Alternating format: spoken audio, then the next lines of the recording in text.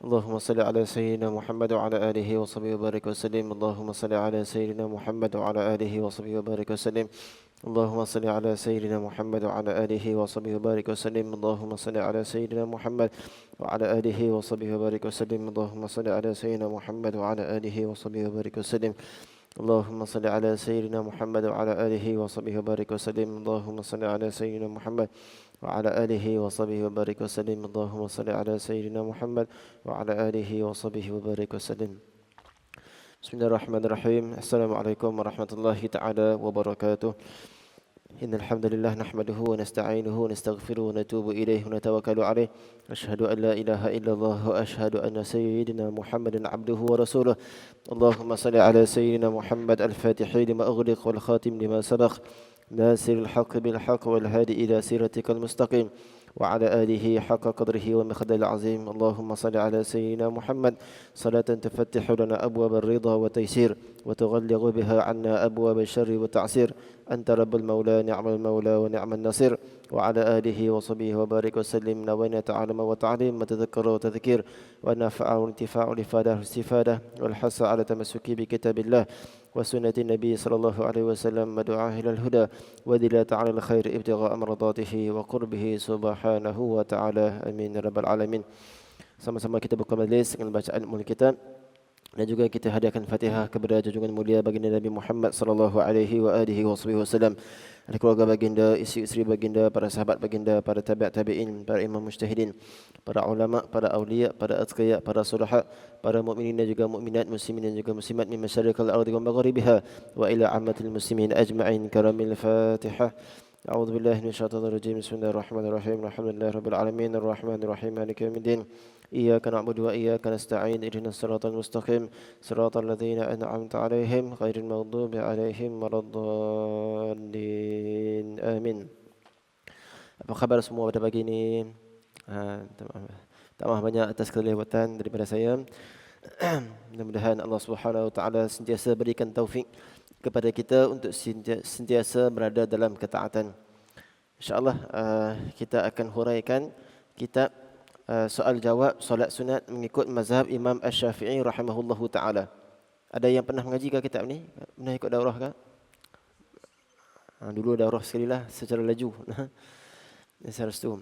Kitab ni saya tulis berdasarkan orang tanya lah. Jadi orang tanya kita ni banyak soalan-soalan berkaitan dengan sembahyang sunat, maka saya kumpulkan soalan. Jadi bila kumpulkan soalan, idea itu tambah lagi lah, Tuhan tambah lagi. Jadi rujuk kitab, rujuk guru-guru, ini sebahagiannya adalah soalan-soalan yang ditanyakan kepada kita berkaitan dengan sembahyang sunat. Jadi kita akan tengok, ada sembahyang sunat, sembahyang tahajud. Adakah nama sembahyang tahajud dalam mazhab kita ni? Kita duduk sembahyang tahajud ni kan? Adakah nama sembahyang tahajud? Ada sembahyang witir yang Nabi suruh buat sebelum tidur. Ada witir Nabi kata jadikan yang terakhir pada malam hari. Bermaksud kena tidur dulu. Ada yang kalau bincang tentang tahiyat awal. Nak kena, kalau siapa yang buat sembahyang sunat 4 rakaat, nak buat tak tasyahud awal? Kalau mereka yang tidak mahu buat, macam mana cara dia? Masa hari Jumaat, orang azan, boleh tak sembahyang sunat tahiyatul masjid? Ataupun terus duduk dengan khutbah? Ataupun lagi, Allahumma salli ala sayyidina Muhammad, orang yang ada sembahyang hutang, sembahyang fardu, hutang dengan Tuhan ni, tapi nak sembahyang sunat, boleh ke tak? Apa lagi? Allahumma salli, bolehkah sembahyang qabliyah ba'diyah ni? Macam mana waktu dia bila masuk? Itu sebahagianlah persoalan-persoalan yang dilontarkanlah. Kita nak tengok dalam sembahyang harian kita ni, apa ranking yang terbaik. Itulah sebab sikit berkaitan dengan isi kandungan kitab ni insya-Allah. Tentang sembahyang duha, apa Allahumma salli alaihi, bila masuk waktu, apa beza dengan isyraq. Itu soalan-soalan tu banyak famous lah. Tentang sembahyang apa Allahumma salli alaihi, witir buat 2-1. Apa sembahyang sunat yang boleh kita gabung, apa yang tak boleh kita gabung. Jadi soalan tersebut kita akan cuba rungkaikan insya-Allah. Bismillahirrahmanirrahim. Alhamdulillahirabbil alamin alladzi ja'ala as-salata tariqatal muttaqin. Wassalatu wassalamu ala sayyidina rasul rabbil alamin wa syafi'il mudhnibin وعلى آله وأصحابه وعطرته الطاهرين صلاة وسلاما دائمين إلى يوم الدين. Kitab ni mukadimah diambil daripada kitab Munjatul Musallin. Syada Fatani. Alhamdulillah, segala puji bagi Allah. Selawat dan salam kepada baginda Rasulullah sallallahu alaihi wasallam dan ahli keluarga serta sahabat baginda. Nampak kata aluan penyusun tu. Lepas mana isi kandungan tu. Amma ba'du. Amma ba'du ni ucapan pemisah antara isi dan juga mukadimah kitab. Disebutkan antara yang menyebutkan amma ba'du ni ialah orang pertama yang menyebutkan ialah Nabi Daud alaihi salam. Jadi bila sebut amma ba'du akan masuk tajuk lah. Selesai dah mukadimah tu. Solat adalah perkara terpenting dalam kehidupan manusia. Kerana ia merupakan perkara pertama akan dihisap oleh Allah Subhanahu wa taala. Bila sembahyang ni cantik, insya-Allah yang lain semua selesai. Sempurna. Kita panggil syafaat solat lah. Macam saya dekat Mesir dulu ni ada subjek Quran. Quran ni kalau kata masyi lancar elok, insya-Allah doktor pemudahkan yang lain. Itu syafaat dia kata. Baik, kita hurai. Solat ini adalah sewaktu untuk charge dan membentuk ke arah ketaatan. Lagi kita solat, lagi ditarik untuk kita banyak buat ketaatan. Lagi banyak sembahyang sunat, lagi banyak benda-benda taat kita boleh buat. Itu waktu dia, kan? Buku tu. Ini seperti yang disebutkan di dalam Hasyiah Al-Bajuri mengatakan bahawasanya was-salatu tuqawwimul insan lit-ta'ah, dan solat itu membentuk kepribadian insan untuk melakukan ketaatan. Solat ini dia bentuk jiwa, bentuk akhlak untuk lebih banyak lagi buat kebaikan. Jika sekiranya solat itu betul, tertib, tidak ada gopoh-gopoh dan sebagainya. Sebab itu penting. Apabila kita mengetahui tentang maksud kita bermunajat ni, kalau betul-betul munajat dengan Allah Ta'ala, maka ditarik benda-benda nak buat ketaatan banyak lagi. Apabila terbentuknya ketaatan kesan daripada solat, ia juga dapat membentuk kepribadian Muslim. Jadi sembahyang ni, solat ni matlamat dia pada nak bagi cegah daripada perbuatan keji dan juga mungkar. Inna salata tanha 'anil fahsya wal munkar. Solat itu dapat mencegah daripada perbuatan keji dan juga mungkar. Sebahagian mengatakan bahawasanya yang dimaksudkan dengan keji itu bila keji. Keji itu benda yang kecil-kecil lah pada pandangan kita. Tengok aurat, cakap aib orang. Ni benda yang keji lah, benda yang tak elok. Cakap kasar dan sebagainya itu keji. Mungkar, benda yang besar lagi. Zina, arak dan sebagainya. Maka kalau solat tu betul, dia tak akan bincang banyak bab orang. Kalau solat dia betul, dia akan jaga mata dia. Kalau solat tu betul, insya-Allah dia tak mencuri, tak zina dan sebagainya. Dia cegah semua. Maka sebab tu kata-kata ni, kesan dari solat ni dia dapat membentuk kepribadian Muslim. Ini seperti yang disebutkan para ulama, islahul insan fi salah. Manusia itu dibaiki keadaannya dalam solat. Ini kerana di dalam solat adanya rukun qauli bacaan.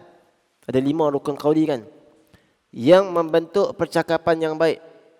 Jadi kalaulah kita tengok ada anak ke cucu ke siapa ke, dia ni cakap kasar, cakap tak elok, ada benda tak kena pada bacaan dalam sembahyang tu. Mungkin baca gopoh ke sebagainya, maka dia tak bentuk percakapan yang baik. Kita baca Fatihah, kita baca tasyahud, kita baca tasbih, ini membentuk percakapan yang baik di luar solat. Jadi kalau anak cucu cakap mampu, tengok sembahyang dia. Itu ya ke tak? Manakala rukun fi'li perbuatan membentuk akhlak yang baik. Kita ada rukuk, kita ada i'tidal, kita ada sujud. Kalau buat dengan tertib, insya-Allah akhlak akan jadi baik. Dalam sembahyang kita disunatkan untuk tengok tempat sujud. Maksudnya Allah ajar untuk kita tundukkan pandangan.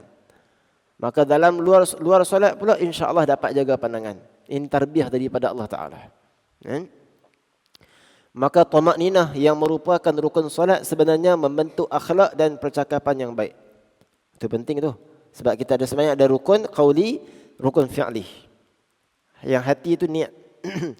Saya dulu ni warden. Kalau kenal Ustaz Mu'ti kan, dia warden juga. Tapi saya warden jenis garang sikit. Saya garang dulu ni. Sebelum kahwin garang. Jadi ni warden ni bila yang pelajar-pelajar lewat ke apa ponteng kelas apa hak kita lah. untuk nak rotan. Jadi kita pun tak larat dah nak rotan-rotan ni. Masa tu boleh rotan kan. Jadi buat macam mana? Masa tu Syekh Zainal Asri pergi jumpa dengan Habib Umar, pergi Yaman. Antaranya soalan ni ditanya, kita nak buat macam mana kat pelajar ni? Warden pun tak larat rotan dah. Habib suruh buat apa? Suruh solat je. Solat ni tengok kesalahan pelajar. Kalau contohnya apa? Allahumma salli ala sayyidina Muhammad, bagi tahu dekat guru nak pergi tandas, tapi dia pergi tidur dalam kelas. Panggil dia, suruh sembahyang sunat 4 rakaat. Ambil curi barang orang, sembahyang sunat 8 rakaat. Sembahyang sunat taubat. Apa lagi? Macam-macam lah, cakap benda-benda kesat dan sebagainya. Kita buat aja, suruh sembahyang. Budak-budak ni agak-agak jumpa kita seronok nak kena rotan ke nak sembahyang. Jumpa kita lari je. Takut sembahyang ni. Sanggup kena rotan, ustaz rotan tak apa, tak larat nak sembahyang. Jadi dia sekut tu, dia peringat dah, jumpa ustaz ni kena sembahyang. Kita pun tak tension dah. Tegar. Tak larat nak tibai. Jadi dia sanggup kena rotan lagi daripada kena sembahyang. Jadi sembahyang ikut kes lah. Dia dapat laporan kes ni banyak, berat, dia sembahyang lagi banyak. Allahu Akbar. Beringat dah lepas tu, tak buat dah. Kita pun bahagia, dia pun takut. Itu sembahyang tu, dia didik sungguh. Justru sebab tu gejala sosial hari ni banyak kan apa? Ramai yang solat kan, ramai tak sembahyang. Kalau betul sembahyang, insya-Allah tak akan berani buat benda-benda tak elok ni. Tapi disebabkan masyarakat apa, ambil mudah bab sembahyang ikut suka saja, maka jadi benda yang pelik-pelik masyarakat kita ni. Nauzubillah min zalik. Allah yahdina wa yahdihim. Amin. Justru antara sebab ini jugalah para alim ulama dan para salihin berusaha menjaga solat fardu lalu menambahkan solat sunat. Ini perkataan yang penting. Guru saya Syekh Taharayyan rahimahullahu taala meninggal dunia. Beliau mazhab Maliki. Tapi mengajar tafsir, mengajar fiqh Syafi'i boleh. Jadi saya kata apa?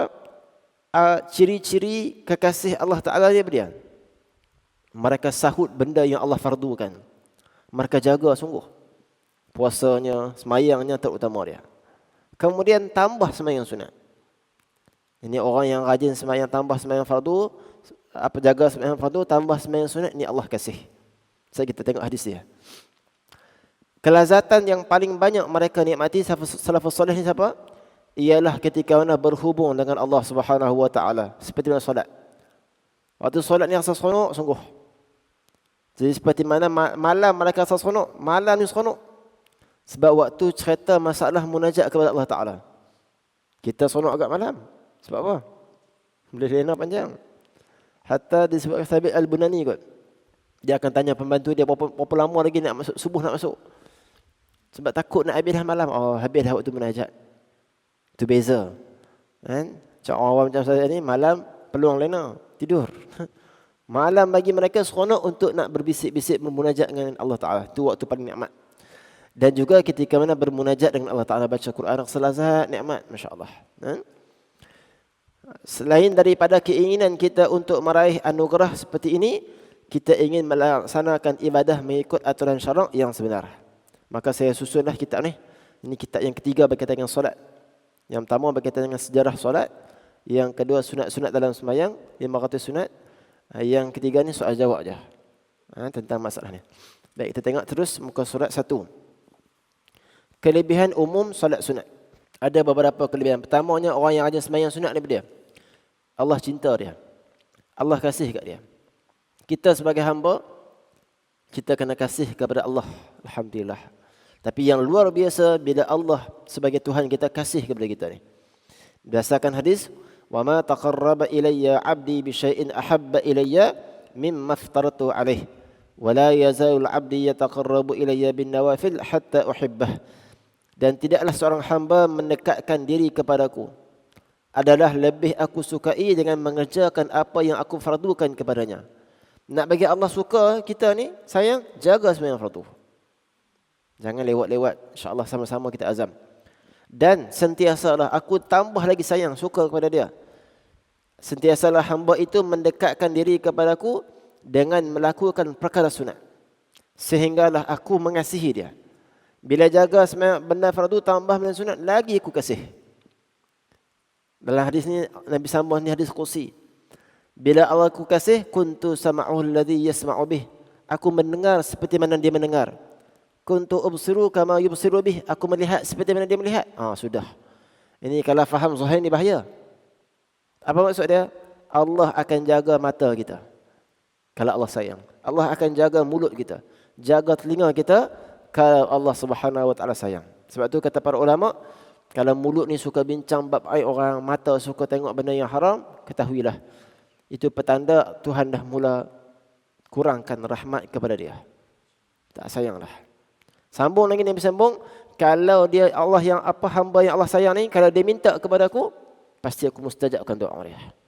Wal ista'adzani, kalau dia minta lindung daripada Allah, lindung aku ya Allah daripada benda tak elok ni ya Allah, pasti aku akan lindung dia.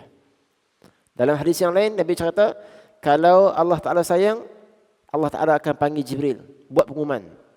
Wahai Jibril, sesungguhnya aku sayang fulan bin fulan. Allah sebut nama kita, sebut nama ayah mak kita ni. Masya-Allah.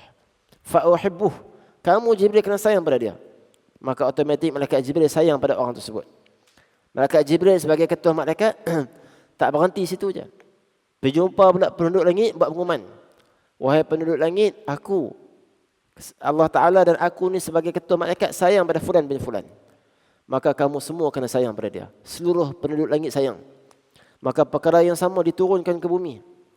Maka menyebabkan makhluk di bumi daripada malaikatnya, manusianya, jinnya, haiwannya, semua sayang pada orang tersebut. Kalau Allah benci pula, sama. Seluruh makhluk semua sayang. Ni kelebihan apa ni?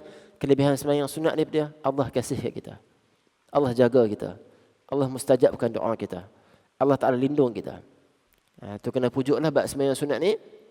Saya cerita ni, hak depan saya ni kuat sembahyang sunat. Dia nak ambil semangat lah hak depan-depan saya ni. Ibu-ibu ayah semua ni. Mudah-mudahan turun juga kepada kita semua semangat untuk tambah sembahyang sunat. Sahabat saya kata guru kami di Madinah, Habib Muhammad Amin, muda lagi. Sehari semalam sembahyang 100 rakaat. Bila saya duduk kira macam mana. Jadi kalau sembahyang sunat kita ni, rawatib, qabliyah, ba'diyah, dalam mazhab Syafi'i ada 22. 10 yang muakkad, 12 yang tidak muakkad. Tu qabliyah, ba'diyah saja. Kalau kita campur dengan sembahyang duha, ada berapa duha? Paling banyak 8 rakaat, boleh buat 12. Kita ambillah 8. 22 campur 8, 30. Kalau kita nak tambah lagi sembahyang apa lagi? Allahumma salli alaihi wasallam, sembahyang witir. Paling banyak 11. 30 campur 11, 41. Tu kalau kita campur lagi sembahyang tasbih, hajat, taubat, istiqarah, wudu, banyak. Sebab tu ada di sini sembahyang sunat yang kita pun tak pernah buat. Dan mungkin tak boleh buat. Contohnya apa? Sembahyang sunat kerana nak kena bunuh. Ada. Sembahyang sunat nanti sebab masuk rumah sembahyang sunat. Sembahyang sunat bila nak keluar rumah. Ni nak keluar rumah tadi sembahyang sunat tak? Kita sembahyang sunat musafir, sembahyang sunat hajat. Jadi ada banyak sembahyang sunat. Jadi tengok, itu kelebihan yang pertama. Kelebihan yang kedua, orang yang rajin sembahyang sunat apa? Dekat kedudukannya dengan baginda Nabi sallallahu alaihi wasallam. Ini berdasarkan kisah bagaimana baginda Rasulullah SAW menawarkan permintaan kepada seorang sahabat yang bernama Sayyidina Rabi'ah bin Ka'ab al-Aslami. Rabi'ah ni bukan nama perempuan, walaupun ada ta kat belakang. Rafi'ah ke, itu nama perempuan. Ni Rabi'ah, nama lelaki. Khadam Nabi SAW. Khadam yang tukang bawa air untuk Nabi berudu, untuk Nabi qada hajat. Khas. Ada khadam Nabi yang tukang jaga rahsia Nabi. Siapa? Yang jaga rahsia Nabi je. Sayyidina Huzaifah Al-Yamani. Ada yang tukang bawa kasut Nabi je. Siapa tu? Sayyidina Abdullah bin Mas'ud. Banyak khadam-khadam Nabi. Tapi berhenti sampai situ je. Siapa nak tolong Nabi, nak khidmatkan Nabi? Tak. Peluang khidmat bantu Nabi ni bukan hanya para sahabat, bahkan kita semua boleh. Sampai sekarang. Maka buat pengajian, ajak orang pengajian, sebarkan tentang Nabi ni termasuk cara khidmat kepada Nabi SAW. Mudah-mudahan insyaAllah. Baik. Beliau meminta kepada baginda untuk berada dekat dengan baginda Nabi SAW. Nabi tanya, kamu nak apa? Maka beliau jawab, inni uridu murafaqataka fil jannah ya Rasulullah. Aku nak satu je, berada dekat dengan kau dalam syurga kelak. Ini otak para sahabat, jiwa para sahabat. Kan? Tak ada fikir yang lain melainkan bersama dengan Nabi SAW. Hatta kalau masuk syurga pun tak jumpa Nabi, bukan syurga. Masya Allah. Jiwa mereka dengan Nabi ya. Tak boleh. Jadi sahabat ni cukup takut kalau mereka jauh dengan Nabi walaupun dalam syurga. Jadi minta apa? Nak duduk dekat dengan Nabi SAW. Maka baginda SAW bersabda, kalau kamu nak demikian, fa'a'inni ala nafsika bikasratis sujud. Jika begitu, tolonglah daku terhadap dirimu. Maksudnya aku akan tolong doa untuk kamu. Tapi kamu kena tolong diri kamu ni dengan memperbanyakkan sujud. Kata para ulama, iaitu dengan memperbanyakkan sembahyang sunat. Kan? Iaitu Imam Nawawi rahimahullahu ta'ala memasukkan hadis ini dalam kitab Riyadhus Shalihin yang bertajuk apa tu? Ada kelas Riyadhus Shalihin sini. Kau ikut tempat lain kan? Ada kat sini tak? Riyadhus Shalihin tak ada je. Ataupun yang ikut tempat lain kan? Cuba tengok tajuk tu dalam syarat babul mujahadah. Itu bab sungguh-sungguh. Orang Kedah kata mujahadah ni pulun.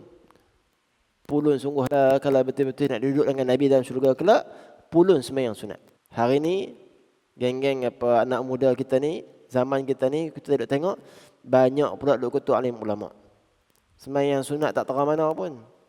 Kadang-kadang boleh jadi fardu pun lintang bukang lewat dan sebagainya. Tapi bab kutuk ni Allah, sungguh. Nah, tak apalah. Kita doakan semua dapat hidayah. Jadi kalau kita tengok orang ni rajin sembahyang sunat, masya-Allah. Kan? Dia ni peluang cerah duduk dekat dengan Nabi SAW. Dalam hadis ini kita akan jumpa sembahyang sunat sehari semalam 12 rakaat ni, siapa yang dapat akan dibinakan sebuah mahligai dalam syurga untuk dia. Kan? InsyaAllah nah. Itu cita-cita. Kalau betul-betul nak duduk dengan Nabi, banyakkan sembahyang sunat, banyakkan selawat kepada Nabi sallallahu alaihi wasallam. Faedah.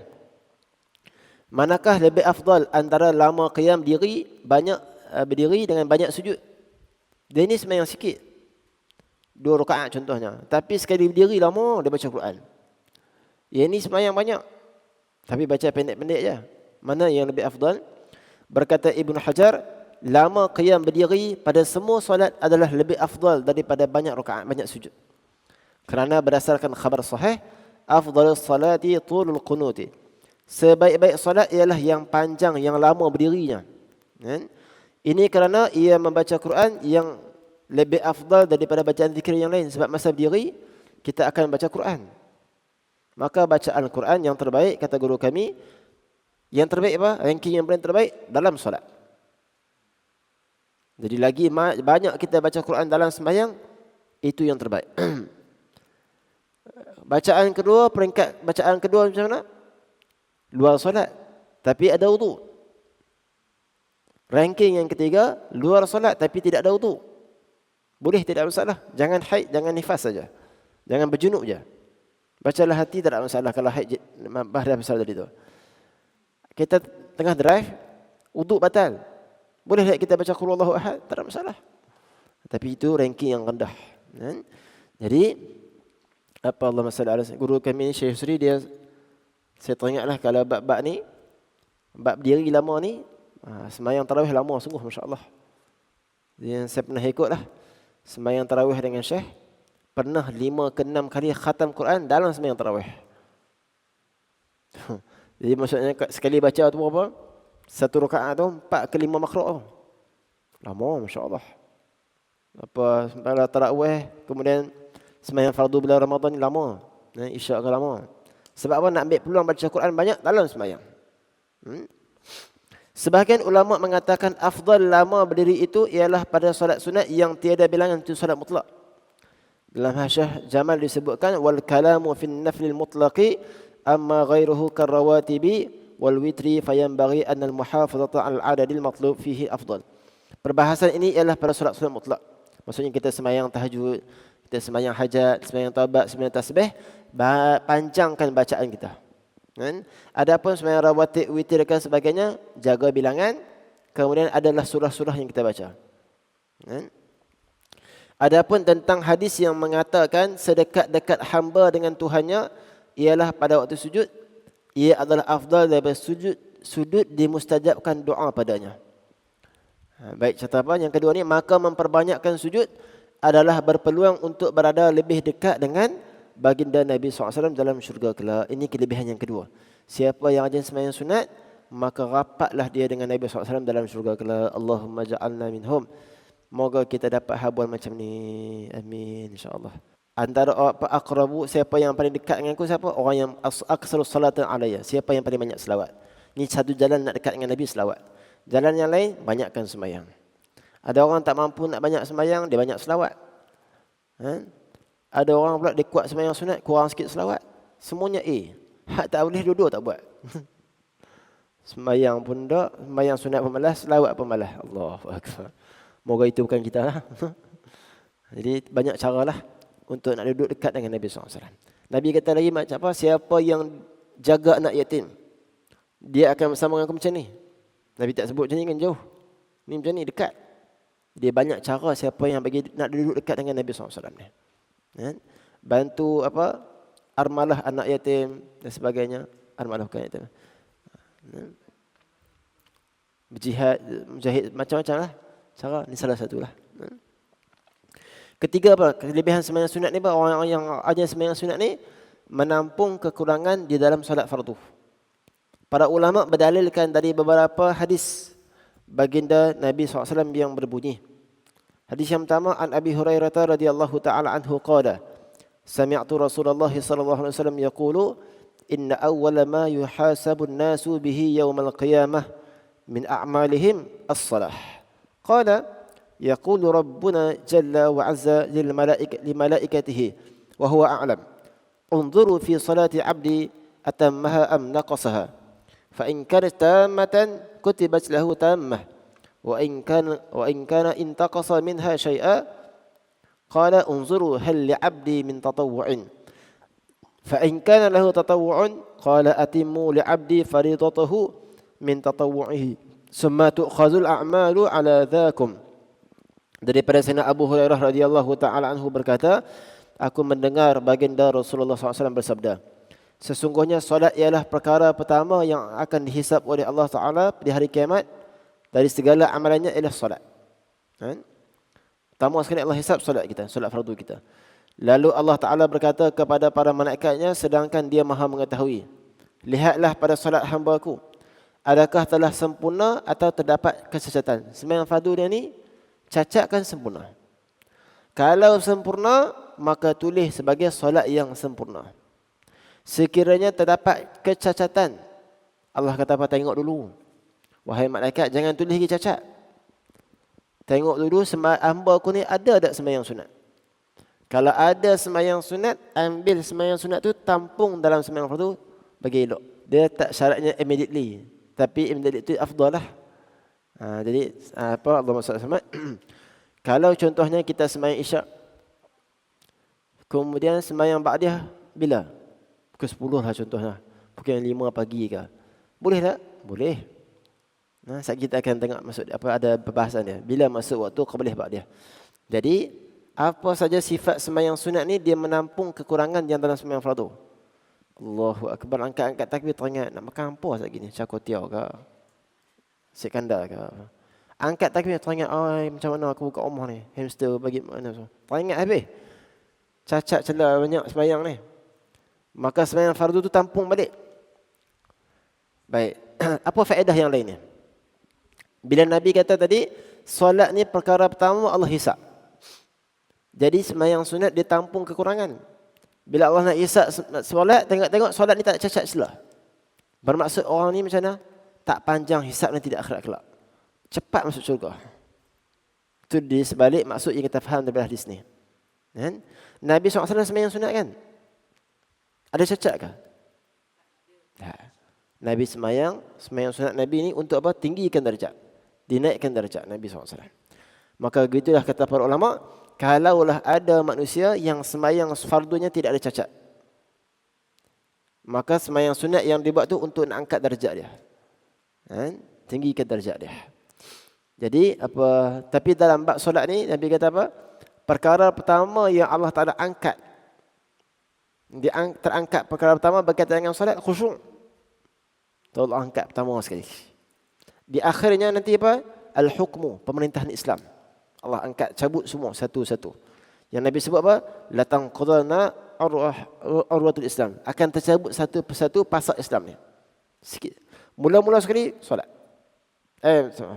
Mula-mula sekali kata kali al-hukmu, pemerintahan Islam. Maka menyebabkan orang berpecah. Wa akhiruhum as-salah. Dan yang last sekali berkaitan dengan solat. Solat ni banyak orang mempermain-mainkan, meremeh-temehkan. Dan perkara yang dicabut berkaitan dengan solat, khusyuk. Tuhan cabut benda-benda sifat khusyuk daripada dada manusia. Jadi ala kulli hal, sembahyang sunat ni ditampung apa yang kurang dalam sembahyang fardu, maka menyebabkan orang yang jadi sembahyang sunat dia tak panjang hisab dan tidak akhlak. Kan? Itu kelebihan dia. Baik. Ini apa Allahumma salli ala sayyidina Muhammad. Adakah yang dimaksudkan solat sunat tersebut umum ataupun yang dimaksudkan apa dia? Rawatib, qabliyah, ba'diyah. Jadi bila disebutkan tentang sembahyang fardu, maka yang tampung apa? Sembahyang rawatib. Rawatib maksudnya yang mengiringi sebelum ataupun selepas. Ditampung balik. Jadi yang kebanyakan menyebut apa? Yang sembahyang rawatib ni. Qabliyah, ba'diyah. Jadi kalau sembahyang sunat yang lain, untuk nak tinggikan darjat dia, naikkan darjat dia. Tengok hadis yang kedua pula. Inna faridatus salati waz zakati wa ghairuhuma idza lam tatim takmilu bit tatawwu'i. Sesungguhnya salat fardu dan zakat dan sebagainya lah, jika ia tidak sempurna, maka ia disempurnakan oleh ibadah sunat. Kita puasa wajib baru ni bulan Ramadan. Lepas tu puasa 6 bulan Syawal. Fungsi dia apa dia? Tampung kekurangan apa puasa fardu tadi tu.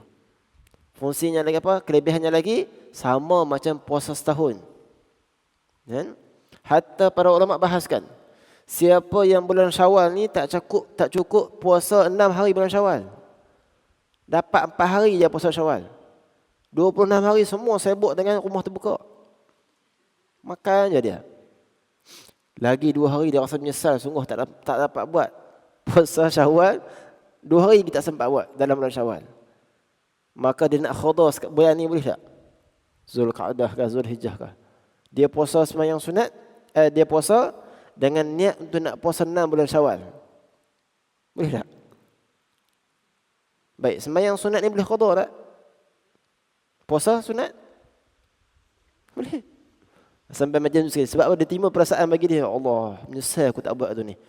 Rai orang sangat, rumah terbuka, terlepas puasa 6 aku. Sampai macam tu sekali. Dapat juga. Tapi tak samalah seperti yang Nabi galakkan. Dalam bab kitab-kitab mazhab fiqh kita ni disunatkan ialah bersegera lepas habis puasa raya pertama, puasa raya 2 Syawal tu start puasa dah. Tapi tu bersegi afdal lah. Dari segi hukum tak ada masalah. Boleh je mana-mana pun, selang-selang ke sambung-sambung ke tak ada masalah. Kenapa? Supaya amalan ni berterusan.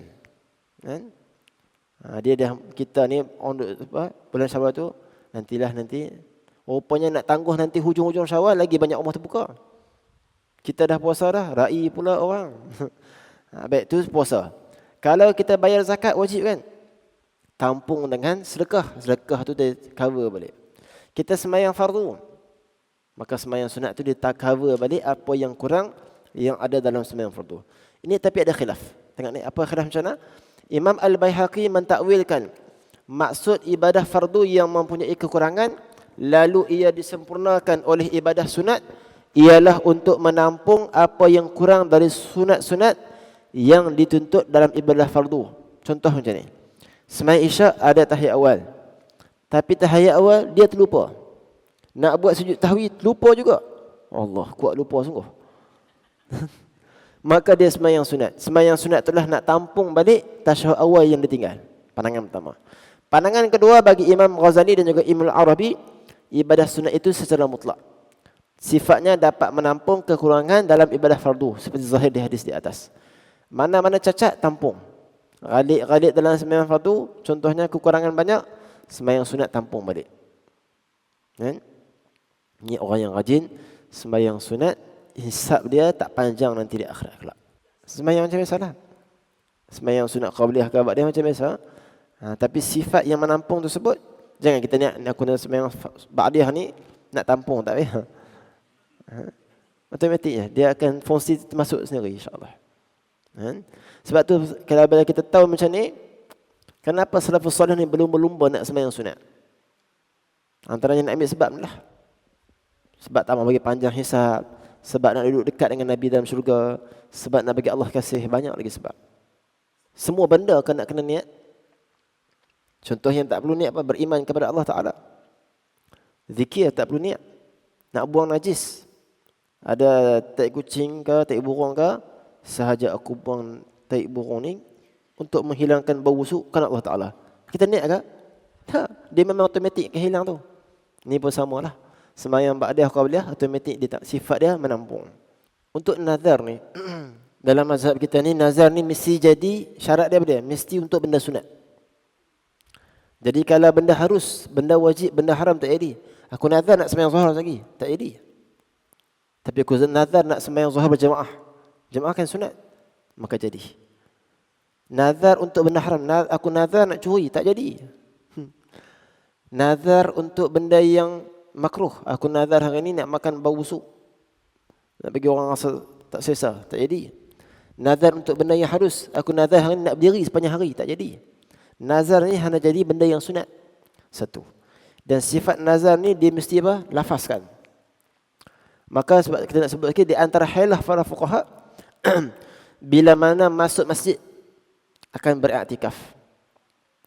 Bila iktikaf dia buat macam mana? Nazar. Sahaja aku bernazar untuk beriktikaf, ni mesti lafaz. Sahaja aku bernazar untuk beriktikaf dalam masjid ini, selagi mana aku dalam masjid ni. Maka dalam tempoh kita duduk dalam masjid, nazar tu. Dan lebih baik tambah apa tu? Sahaja aku bernazar fardu kerana Allah Ta'ala. Dah lafaz, tambah lagi pula. Sahaja aku i'tikaf fardu kerana Allah Ta'ala. Wajib, nazar kan jadi wajib. Maka dia akan dapat pahala lebih. Macam tu juga sembahyang tarawih, sunat. Sahaja aku bernazar nak sembahyang tarawih 2 rakaat pada malam ni kerana Allah Ta'ala. Allahu Akbar. Jadi dia dah buat benda yang wajib, maka pahala lebih. Saya dulu dalam grup kami lah, ada para ulama kongsikan cara sembahyang tarawih dengan nazar.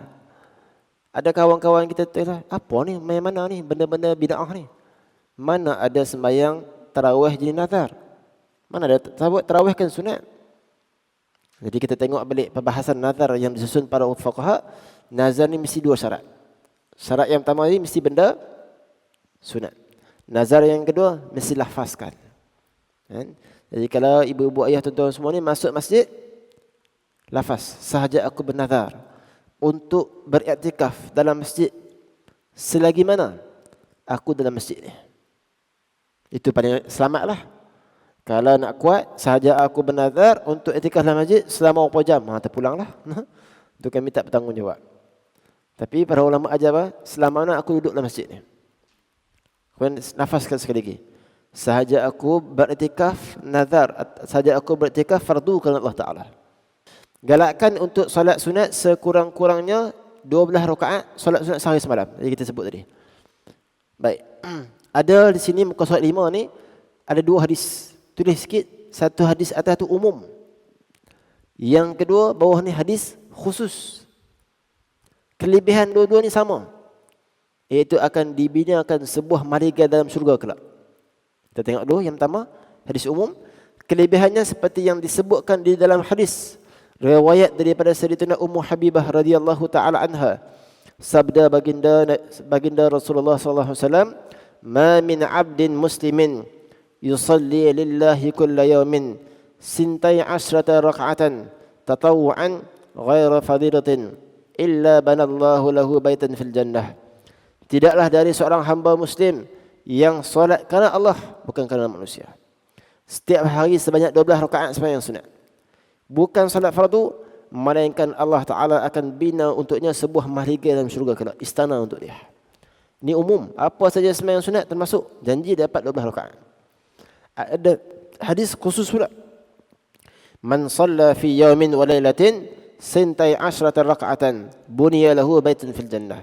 Arba'an qabla adh-dhuhri wa rak'ataini ba'daha wa rak'ataini ba'da al-maghribi wa rak'ataini ba'da al-isya wa rak'ataini qabla al-fajr. Siapa yang sembahyang sunat 12 rakaat sehari semalam akan dibinakan sebuah mahligai untuknya dalam syurga kelak.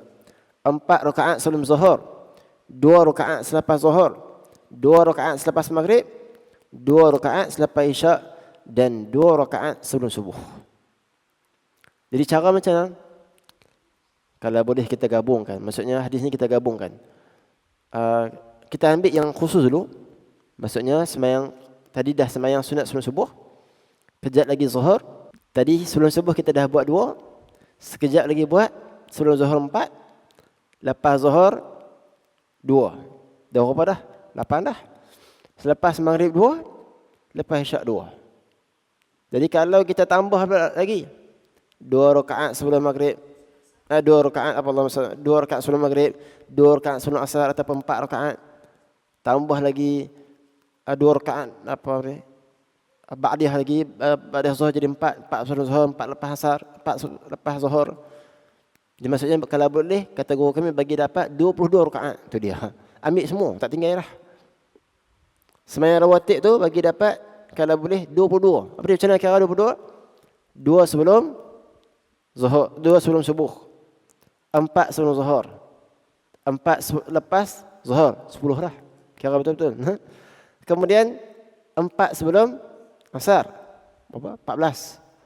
2 sebelum maghrib, 16. 2 lepas maghrib, 18. 2 sebelum isyak, 20. 2 lepas isyak, 22. Habis kata ambil semua. Kalau rajin lagi, sembahyang duha lagi, sembahyang witir lagi, masya-Allah. Jadi kita duduk dengar para habaib di Yaman, di Tarim dan sebagainya tu, Imam Abdullah Haddad sehari semalam sembahyang 1000 rakaat, 100 rakaat. Kamu jangan duk terkejut dengan kamu yang malas tu, sebab kata. Usahakan dulu bagi dapat witir 11 rakaat. Baru kamu rasa macam mana. Jadi nanti kita tengok orang dalam syurga ni, Allah mahligai dia besar, istana dia besar. Ketahuilah dekat dunia dia ni kuat sembahyang sunat. Kan? Rumah dia besar. Dalam syurga nanti Nabi kata siapa yang tasbih, subhanallah, zikir ni dia membentuk satu pokok kebun yang besar. Kalau kita tengok orang ni, oh insya-Allah kebun dia besar dalam syurga. Kata orang ni kuat zikir dekat dunia, kuat tasbih. Orang kata, ustaz, saya ni tak larat nak jaga pokok banyak-banyak. Kat rumah pun tak larat dah. Dekat dunia lain, dekat syurga lain. Syurga tak ada serabut-serabut. Semua bahagia. Jadi apa ni? Kita ni insya-Allah, saya sekali terutamanya, perlu jaga sembahyang sunat insya-Allah. Dan bagi dapat paling kurang 12 rakaat. Tu kalau banyak masya-Allah lah. Okey, boleh insya-Allah. Ada soalan tak? Last kita baca ni. Terakhir. Berapakah bahagian-bahagian solat sunat? Kita akan bahagikan bahagian A, bahagian B. Bahagian A, jenis keadaan solat sunat. Ia terdapat 3 bahagian. Solat sunat ada waktu. Solat tarawih, bila waktu dia? Belum puasa. Kemudian, mesti lepas solat isyak. Lepas maghrib terlena, letih musafir. Allah tak sembahyang tarawih. Dia apa sembahyang tarawih 20 rakaat. Lepas tu baru Allah isyak tak sembahyang lagi. Tarawih tak jadi. Dia hanya dikira sebagai sembahyang sunat mutlak sebab tak masuk waktu lagi. Sembahyang witir pun macam tu juga. Mesti lepas sembahyang isyak. Salat rawatib akan diperincikan nanti sebab dia ada waktu dia. Semuanya akan kita perincikan. Kita bagi hint dulu yang ni. Salat sunat yang mempunyai sebab terbahagi kepada 3 bahagian. Salat sunat yang diawalkan, sebab tersebut diawalkan. Salat sunat tawaf. Jadi masuk dulu ke apa Masjidil Haram. Baru tawaf. Kan tawaf dulu baru masuk masjid. Mesti kena masuk dulu. Ini sebab duduk depan. Tahiyatul masjid, masuk masjid dulu. Baru solat. Solat wudu, ambil wudu dulu baru solat. Itu ada sebab yang diawalkan. Ada yang kedua sebab yang beriringan. Seperti solat gerhana, matahari gerhana bulan. Jadi saja sembahyang gerhana, sembahyang. Habis waktu bila? Habis gerhana. Guru saya Syekh Yusri, dia kata dia pernah sembahyang gerhana bulan start daripada 1:30 sampai 5:30 pagi. Berapa jam tu? Lama. Saya cerita je. Buat tak tahu. Kami tanya, Syekh macam mana boleh dapat semangat macam ni? Aku dapat semangat sembahyang lama ni daripada guruku. Guruku ajar sembahyang lama, aku pun turun. Jadi sungguh Syekh memang sembahyang lama. Kan? Jadi Syekh kata, jangan sampai kamu ni sebagai ibu ayah ataupun bapa-bapa, kamu tunjukkan semangat kamu kuat tidur sampai anak-anak kamu tiru. Semangat kamu kuat dengan handset sampai anak-anak kamu tiru. Tunjukkan semangat kamu dengan sembahyang sampai anak-anak kamu boleh tiru. Tu dia, kena macam tu. Jangan tunjukkan semangat tidur, dia kata. Jangan tunjukkan semangat malas. Berapi kena tu. Yang ketiga, sebab yang diakhirkan seperti solat istikharah. Semayang dulu, baru minta bedah ke timah. Syah ke Fatimah, siapa? Istikharah ni bukan nak minta jodoh je. Istikharah ni kalau boleh setiap hari, kita boleh gabung. Semayang istikharah ke, gabung dengan semayang sunat isyraq, tak ada masalah. Gabung tak sakit, ada bahasan. Minta supaya Allah Ta'ala permudahkan urusan kita ni. Nabi kata takkan menyesal punya siapa yang buat dua benda ni. Istikharah. Yang kedua istisyarah. Is dalam bahasa Arab ni untuk minta. Is maksudnya minta. Istikharah minta apa? Minta pandangan Allah. Minta keputusan daripada Allah. Istisyarah minta pandangan manusia, mesyuarat. Jadi jumpa is dalam bahasa Arab ni maksudnya apa? Untuk minta istighfar, minta apa? Istighfar, minta ampun. Istisqa, minta hujan. Isketam bola, itu bukan bahasa Arab. Salat sunat ihram. Salat sunat ihram di akhir. Kita pakai ihram dulu baru sembahyang sunat. Niat dulu baru sembahyang sunat. Salat sunat sebelum musafir. Salat sunat hajat. Salat sunat kerana hendak dibunuh. Ni pun tak nak buat. Salat sunat ketika hendak keluar rumah. Baik dobit sikit. Bahagian ketiga ni, ia tidak boleh dilakukan pada waktu yang diharamkan. Lepas subuh, lepas asar tak boleh. Kan? Lepas asar sampai di tempat miqat, kita dah sembahyang asar, tiba-tiba nak sembahyang sunat ihram, tak boleh. Kan? Lepas asar nak sembahyang sunat istikharah, tak boleh. Lepas asar nak sembahyang sunat musafir, tak boleh. Jelas insya-Allah. Nanti akan diperincikan lagi. Ni ambil hin dulu, tulis dulu. Bahagian ketiga ni, tidak boleh solat pada waktu yang diharamkan. Kan? Ini solat kategori ni lah, sebab yang diakhirkan. Nanti kita akan tengok, kalau siapa yang sembahyang subuh, tapi tak sempat sembahyang sunat sebelum subuh, dah sembahyang subuh, boleh nak sembahyang sunat sebelum subuh, lepas sembahyang subuh? Kenapa boleh? Itu sebab ada waktu. Jadi kita tak rasa takut dah lepas ni. Kan? Cuma kata Syekh kepada guru kami, kita kalau sembahyang dekat masjid, tiba-tiba terlewat hari itu, tak sempat sembahyang sunat sebelum subuh. Nak sembahyang dekat masjid, mana ada sembahyang ba'dih orang kata. Kalau boleh nak sembahyang, menyorok-menyorok sikit lah. Kecuali, kalau tempat tu semua orang mengaji, tak apalah. Kan? Jadi yang tak boleh lepas subuh, sembahyang hajat. Misalnya lepas subuh nak musafir ni, nak berangkat, sembahyang sunat musafir tak boleh.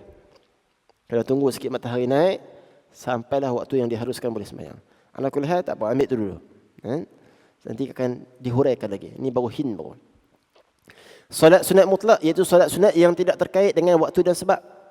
Ni sekarang ni pukul 10. Dah sembahyang duha dah tadi 8. Nak sembahyang lagi. Sembahyang apa tu? Sembahyang sunat mutlak. Saja sembahyang. Nak taqarrub, tak ada kerja apa pencen, sembahyang aja. Tapi macam itulah salafus soleh. Habis sembahyang duha, sembahyang dia dah, sembahyang mutlak. Tak ada sebab. Sebab dia nak dekat diri kepada Allah Ta'ala. Bukan nak minta jodoh kan, bukan nak minta orang, nak dekatkan diri kepada Allah Ta'ala. Saya usolli sunatul mutlak. Sembahyang sunat mutlak ni tak payah, dia hanya lintas je, usolli je. Tu wajib lah. Usolli Allahu Akbar, cukup. Sembahyang sunat yang ada sembahyang sunat ada waktu duha contohnya, mesti ta'yin. Ada dua, usolli ta'arud dengan ta'yin. Qasad dan ta'yin. Usolli sunat duha, cukup. Rakaataini ada lillahi ta'ala itu sunat belaka saja. Itu apa tadi? Sembahyang sunat mutlak cukup qasa je. Sembahyang sunat duha saja aku sembahyang duha, usolli sunat duha cukup. Ni sunat saja yang wajib je. Kalau sembahyang fardu mesti ada 3, qasa, ta'arud, ta'yin. Usolli fardu zuhri cukup. Sah dah sembahyang. Tapi kita dah buat ni macam mana? Sahaja aku sembahyang tahiyatul masjid, usolli sunnata tahiyatul masjid raka'ataini ada lillahi ta'ala. Kan? Dia sembahyang sunat tahiyatul masjid kan termasuk dalam apa? Sembahyang sunat mutlak. Kita dah sembahyang dekat masjid negeri. Saya lagi nak sembahyang dekat masjid lain pula. Boleh tak? Tak ada masalah. Mutlak banyak mana pun tak ada masalah. Cuma jangan plan nak buat pada waktu yang diharamkan. Pas subuh lepas asar. Jadi kita dah sebut usolli dah selesai dah, sah dah. Tambah yang belakang tu sunat saja. Tapi macam tadilah usolli sunatul mutlaq. Sebab tu saya sebut tadi ada beza. Kita sembahyang sebab ada hajat, ada sebab. Nak musafir ada hajat apa? Ada orang salafus soleh tak ada sebab. Sebab nak taqarrub saja kepada Allah Taala. Saja aku sembahyang sunat kerana Allah Taala cukup. Boleh saja. Jelas insya-Allah. Ini bahagian yang paling penting. Kalau sembahyangnya ada waktu, sembahyang duha ke, rawatib, qabliyah, ba'diyah kan mesti sebut sembahyang apa. Qabliyah ke, ba'diyah ke, witir ke. Kalau fardu 3. Salli fardu zuhri. Kalau macam anak saya tu yang belum baligh, kalau nak sembahyang fardu cukup apa? Usalli zuhri cukup. Fardu tak payah sebab mereka bukan fardu lagi. Tapi kita diajar tak macam tu? Tak, tok ajar semua senang, siap-siap. Package. Supaya kita tahu dalam sembahyang kita, sunat kita, niat kita sebut ada benda sunat yang telah kita masukkan. Maka sah dah sembahyang kita. Makmuman ni diwajibkan ada beberapa keadaan. Sembahyang Jumaat. Orang yang bernazar, Allahumma salli alaihi wasallam. Macam mana? Dia tak wajib. Macam mana?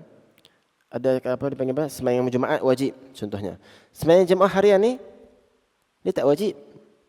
Tapi dia kalau dia ikut imam tanpa niat sebagai makmum ataupun tak berniat sebagai berjemaah, maka dia hanya ikut sajalah. Di sini kata Syekh, dia hanya ikut saja, maka dia tak dapat pahala berjemaah. Kan? Tapi selalunya yang ikut imam tersebut dia mesti niat nak berjemaah dah. Ni buat apa ikut imam kan? Mesti maksudnya ada berjemaah dah. Jadi perkataan apa Allahumma salli ala sayyidina Muhammad, makmuman tersebut kata dalam kitab fiqh bukanlah diwajibkan. Tapi kalau tak sebut dia tak dapat pahala jemaah. Nampak macam mana? Maka seakan-akan kata Syekh, guru saya macam wajib. Tapi dia tak wajib. Imam pun sama. Imam tak wajibkan niat sebagai imam. Kan? Kecuali sembahyang Jumaat, kecuali sembahyang nazar. Saja aku nazar sembahyang zuhur saja nak jadi imam. Maka bila dia niat sembahyang zuhur dia jadi imam, maka wajib dia niat sebagai imam. Tapi kalau tak niat, tak ada masalah. Apa kalau sembahyang harian ni tak niat jadi imam, tak ada masalah. Okey je. Cuma pahala sikit kurang. Macam ada sekali itu, inilah ni.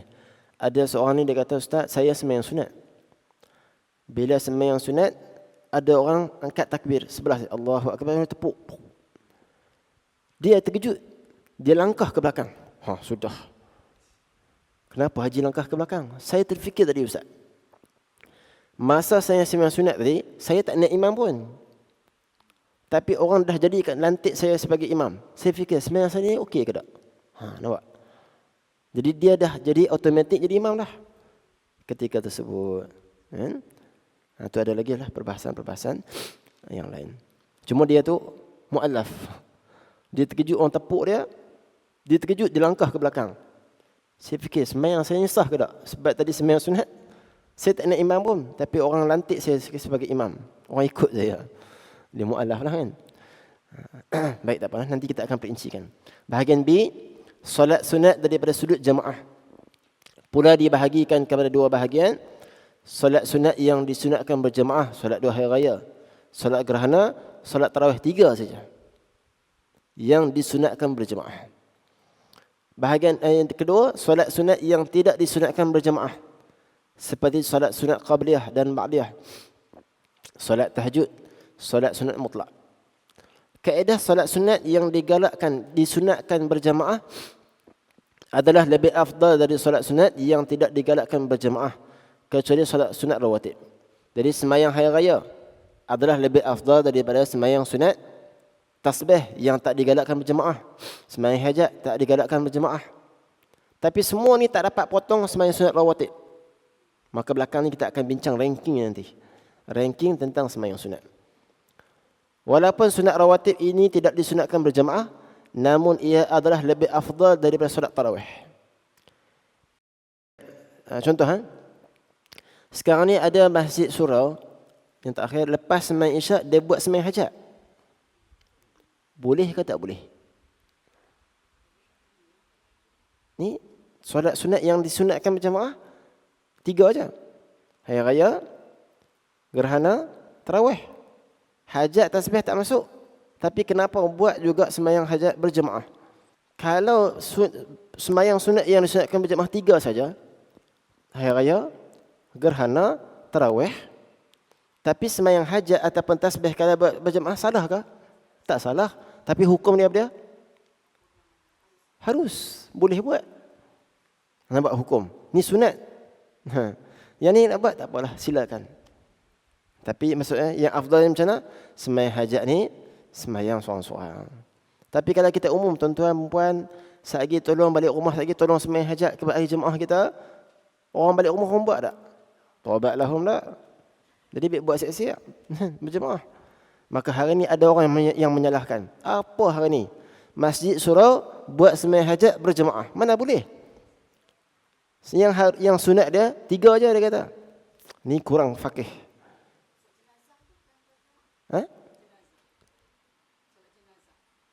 Jenazah berjemaah juga.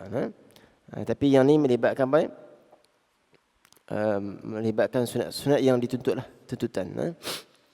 Cuma saya nak sebut apa tadi? Ada orang macam tu, dia menyalahkan. Apa duk sembahyang tahajud? Apa duk sembahyang tasbih? Mana boleh? Siapa dia tak boleh? Harus saja. Dia tak kata apa, kami tak kata sunat. Maksudnya harus, boleh buat, tak ada masalah. Tapi yang afdalnya seorang-seorang. Perbahasan tentang sembahyang sunat tapi ada hutang sembahyang fardu ni ada dalam kitab ni. Secara umumnya kita nak sebutkan pendapat mazhab Syafi'i hukumnya haram. Siapa yang ada hutang fardu dengan Allah Ta'ala tetapi nak sembahyang sunat juga, haram perbuatan sembahyang sunat tu. Haram tu sah tak? Haram dan sah. Contoh macam inilah, orang pergi haji tapi dia buat duit tu dapat duit scammer. Ibadah haji dia sah tak? Sah. Perbuatan tu yang haram. Dia panggil apa? Haram tapi sah. Dia gagah agak sembahyang sunat. Perbuatan dia menggagahkan sembahyang sunat sebut haram. Kerana tak bayar hutang lagi yang fardu. Tapi ada pandangan daripada yang terpencil, itu Imam Abdul Ghani Al-Haddad mengatakan boleh bagi siapa yang nak sembahyang sunat walaupun ada sembahyang fardu dengan syarat. Dia mesti konsisten teruskan qada sembahyang fardu. Ini buat sikit tinggal. Kemudian qada sembahyang fardu tinggal. Banyak pula sembahyang sunat tak boleh. Jadi secara ringkasnya berkaitan dengan qada ni Nabi kata fal yusalli idza dzakarha. Bila kamu ada hutang, teringat, maka sembahyanglah. Kan?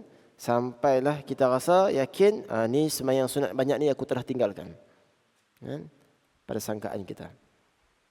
Kena tak dengan jawapan tu? Aku tak kena dengan soalan kan? InsyaAllah secara ringkaslah akan dibahaskan nanti insyaAllah. Beringat tersebut itu pun pandangan yang terpencil je lah. Yang kuatnya tak boleh terus sembahyang sunat. Kenapa? Syarak fiqh kita ni ajar apa? Bayar hutang dengan Allah tu. Seperti Nabi SAW mengatakan apa, dainullah ahaqqu an yuqda. Hutang dengan Allah adalah lebih utama untuk kita bayar. Maka orang kata apa syadid sangat orang nak sembahyang sunat pun tak boleh. Bukan tak boleh. Kamu sembahyang buat benda yang fardu tu alhamdulillah dah. Patutnya kamu rasa bahagia bila kamu dah tunaikan apa yang Allah suruh. Kan? Sebab tu Imam Ghazali kata siapa yang lebihkan sembahyang sunat tapi sembahyang fardu dia buat curang, apa lebih kurang, maka orang maghrur, tertipu dengan dunia dia, tertipu dengan handset dia, tertipu dengan harta dia, tertipu. Patutnya jaga yang fardu. Kan? Tak ada masalah. Lepas subuh, lepas zuhur, lepas asar, tak ada waktu yang diharamkan. Boleh, tak ada masalah. Tak ada masalah. Tidak ada waktu yang diharamkan.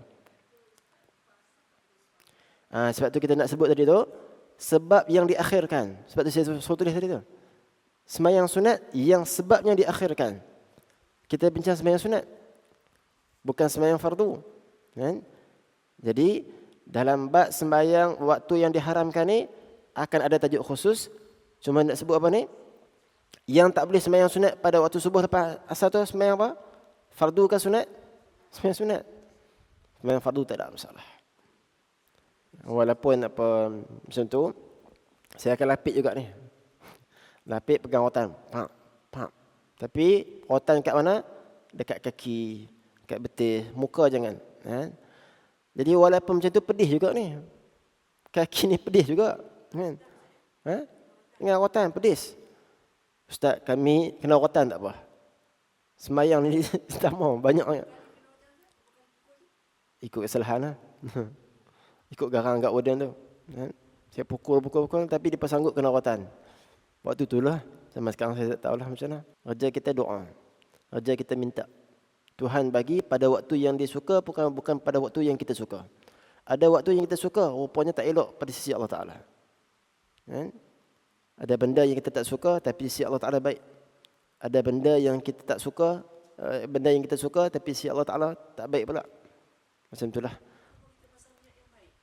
Tak ada masalah. Cuma serah raja Tuhan saja. Kita usaha nak benda sekian-sekian, Allah nak bagi bila pada waktu dia.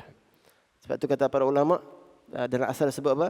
Kenapa kalau kita berdoa dia perlambatkan doa kita, lambat sekejap. Kerana Allah suka dengar merintihan doa kita. Allah, ya Allah. Tapi kalau cepat habislah, tak merintih dah.